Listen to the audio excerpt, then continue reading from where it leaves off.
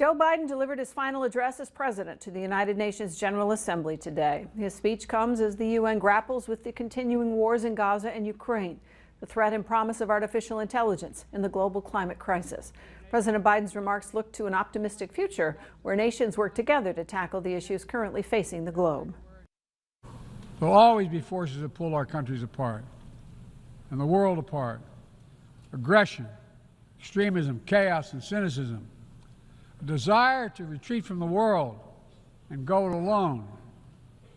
Our task, our test, is to make sure that the forces holding us together are stronger than those who are pulling us apart.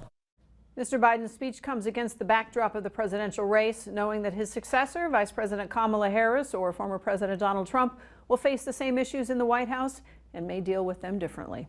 We've got more national headlines. We send it over to Alan Miller. Monica, the Defense Department plans to send a few dozen troops to the Middle East in the coming days to be ready to help Americans flee from Lebanon. The U.S. forces will add to the nearly 40,000 troops already in the region, a presence that has grown as the war between Israel and Hamas continues and with tensions with Hezbollah have intensified. The new troops will be on standby if the fighting threatens Americans and evacuations are needed.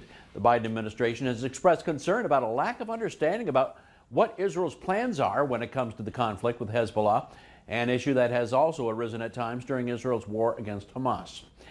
The Secret Service is heightening security around former President Trump. The new measures appear to be visible Monday during his visit to Pennsylvania. The security change comes after a pair of assassination attempts. The House unanimously voted to boost protection for all presidential candidates. A visit to the U.S.-Mexico border could be on the table for Vice President Kamala Harris.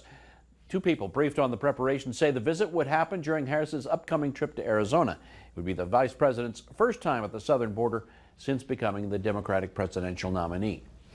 And one of the stories we're working on for First News at 6, a drop in oil production last month. Back to you, Monica.